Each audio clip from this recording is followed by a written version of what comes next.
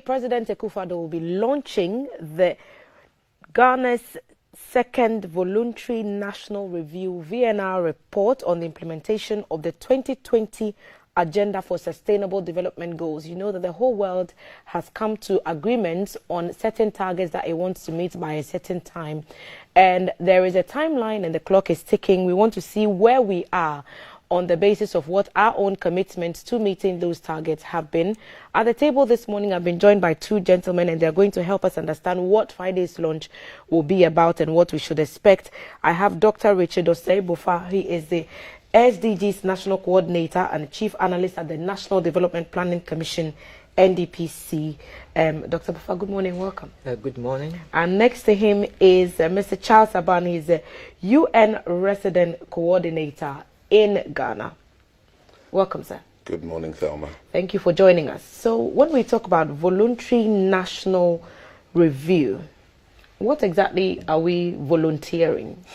Okay, thank you very much. And then good morning to all your listeners. So afternoon, of course. The voluntary national review, I may start from where we ended with the MDGs in 2015, where we came out with global goals of 17 for nations to really adapt to, align to, and report on. So Ghana, of course, started our implementation right from that 2016. And the voluntary national review offer opportunity for countries to voluntarily come out with what have been the progress, the challenges they have gone through when it comes to this implementation. So Ghana actually have been in that field, and this is our second time of doing that. So that's what it's all about. It's a way of assessing our progress and also opening the envelope for partnership. Where do we think we need more strength? Where is the country is across all the 17 goals? How is the NDPC involved in the implementation of the Sustainable Development Goals? Okay, I mean, per our mandate, we are to advise the President, and we also come out with policy framework that talks about the medium-term objective and strategy of the government, which all the sectors and the district pick it and prepare their plans. So where we sit as NDPC, the SDP critical role. So we use that as an instrument in mainstream, even across the policy framework, so that whoever pays it across all the sectors already is being mainstream in our budgeting process, being mainstream in our reporting cycle, so that as a country we're able to make know exactly how much progress we're making across the goals, and we're able to report at the national level. So that's what we do at NDPC. So that is also used as an instrument to call for more collaboration, advise the President, communicate to the Parliament and all other stakeholders that are involved, of course including the private sector. Where exactly are we as a country when it comes to our implementation? Perhaps, Mr. UN Resident Coordinator, you can help us understand exactly where are we. There were targets we set for ourselves to achieve by 2015. We missed some of those targets, and now we've set ourselves new targets to achieve over another 15-year period. We didn't even meet the old ones. How are we going to ensure that we are meeting? Where are we on our SDGs? So first of all, let me congratulate Ghana for making the bold move to actually do a review in these difficult times. We know the context of COVID-19, rising prices. It's easy to say we're not in a position to do this, so it's a bold step, because it's actually the basis upon which then reprioritization can happen. In 2019, the VNR suggested that Ghana was making significant progress in a number of areas. Infrastructure, finance were sort of deficit areas. We know from this review, certainly, that in education there has been real progress with number of people enrolled. There is increasing access to health. Ghana's system is becoming more resilient in response to COVID. There is also increased access to water, though I note from your previous segment the cost of this is a challenge, and financing is at the core. But obviously on infrastructure, there have not been many of the gains that are required. In the area of building climate resilient systems, things have not been achieved. There's room for more inclusion, ensuring that nobody is left behind. In 2020, NDPC itself produced a report that said the gap, the financing gap to 2030, is in the region of $43 billion a year. That's a significant gap to meet.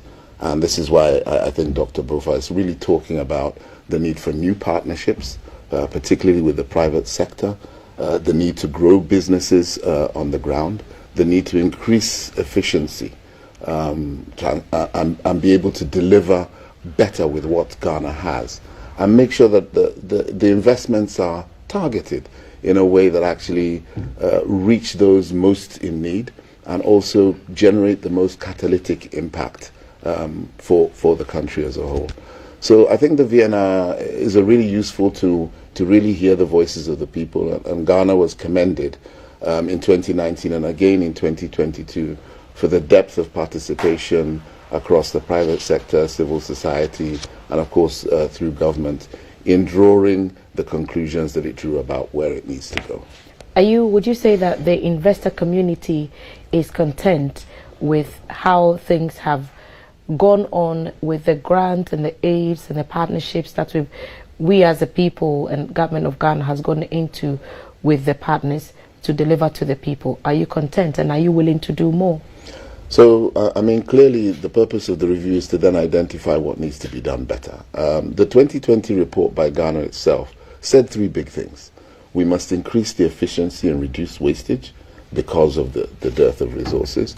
We have to grow our own domestic revenue, because if we really want to be a self-reliant nation, a Ghana beyond aid, this is Ghana's own ambition and a laudable one, then we must increase domestic resource generation and we must grow businesses. Of course, in the current climate and context, which is faced globally, the fiscal space is very much reduced. Ghana has recently invited the IMF to have discussions about some kind of restructuring that is necessary.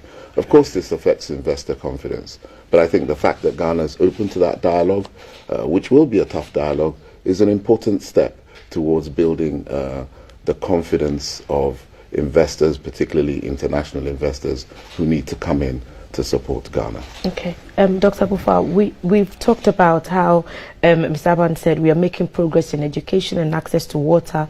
A lot more remains to be done for infrastructure and to improve on our climate solutions to the problems. Are those the areas that this report are going to focus on, and which other places, which other areas would we hear progress reports about? Okay, so so he mentioned some of these. Of course, we are reporting on all the 17 goals. So, for example, on goal 8, you are going to hear more about our current situation when it comes to employment, right? So, where, of course, we are calling for more collaboration with private sector, involving partners on job creation, supporting the government's agenda on creating jobs. Right, so that is one of them. And then we have made a lot of progress when it comes to access to internet, because we need that to drive our digitalization agenda as a country. So that has been, there's a massive improvement. If you look at 2010 to 2021, the census, you see movement, now we are around 80+%. So that's where we are as a country. But more needs to be done. We need to bridge the rural-urban divide so that more rural folks do have access to internet to help them doing well. When the COVID hit, you remember how business was suffering, but those who were able to take advantage of the internet, online businesses were able to progress well. So that is a signal, and that is a place we have to call for more collaboration to strengthen more. You say that the NDPC offers advice to government on how we can incorporate some of these SDGs in the local day-to-day policy issues and concerns that bother Ghanaians. Can you give us some examples? You're talking about improving internet access, for example. If you had to advise the president, or if you have offered advice to the president on that, how is that communicated? You tell him to do what specifically? So, per where we sit, so our advice, of course, when it hits the president, it goes to the sectors, and all the sectors report to us, and we also work along with the sectors, and then it goes to the district. So all the districts, for example, in our policy framework, we have actually mainstreamed the importance of digitization, using technology for data collection, for internet accessibility, and all these things. So each sector prepares their medium-term plan for the next 4 years, and then they come out with annual reports which we review to ensure that whatever they say they are doing are in line. So that's how we do it. And then from time to time, we respond to Parliament and then answer queries about where we are as a country. So based on that, we're able to have that interaction among key stakeholders. So that's how we don't work only with the Office of President, but across all the sectors. in advising through. And then we do monitoring from time to time to see where we are as a country and make recommendations to the president, the parliament, and all stakeholders that are involved. So where exactly did this whole VNR report gathering, the fact finding, what process has that gone through? So thank you very much. In fact, it has gone through a very rigorous process. Last year, 2021 November, we did launch the entire process, and then when you launch it, it was a hybrid. So that's how COVID has taught us another lesson, that we can actually hybrid your meeting. So we did that one, and then from there was a need to form committees. So we have implementation committee that actually steer this whole SDG and VNR process, and then we have technical team that actually does the heavy lifting of data collection and report writing, and we went through consultation with key stakeholders across board, private sector, persons with disability, the youth group and children, development partners, and various other stakeholders. And once these were done, we found a report based on the views we received, and that was presented New York with that report, right? So here we are in that process, and the next is to launch, and then following that will be some dissemination and others. We hear, I'll put this to you, Mr. Abani, when the economic challenges are the front, center, and back of issues, and we wonder how we can move beyond the bottlenecks and the challenges to achieve the ultimate goals that we've set for ourselves. Do you see us being able to do that, and what will this report tell us about how we can make that work? Absolutely. As you said at the very beginning, the SDG is the framing of global aspirations, and within that, Ghana has integrated this in the planning and budgeting process, and hopefully is using the results of this report to reprioritize. We know that jobs for youth is a big priority. The youth make up a significant proportion of Ghana, and just late last week we were with the President on Youth Day, really launching the youth policy for Ghana, which again has the Sustainable Development Goals at the center of it. But we also know that there are groups who are left behind. And so even in this particular framework, and I think in your last segment you were talking about this, how do you protect the interests of certain groups? So how do we protect social spending, ensure that everybody continues to have access to education, ensure that mothers have access to good antenatal care, ensure that reproductive health and rights are protected in these spaces, ensure access to health for everybody irrespective of their income levels, and that those basic things are in place. So I think the data and the information here, which continues to be improved, 2021 produced a good census for Ghana, so we do have some data. How do we target better those interventions? How do you rally the international community, development partners of whom the UN is a part, to focus in both geographically on the spaces where the big problems are, but also target groups and ensure women, persons with disability, young people, those furthest away in rural areas have access to these basic things, which then equate to achieving the Sustainable Development Goals. So on Friday, the President will be launching this report. What should we expect?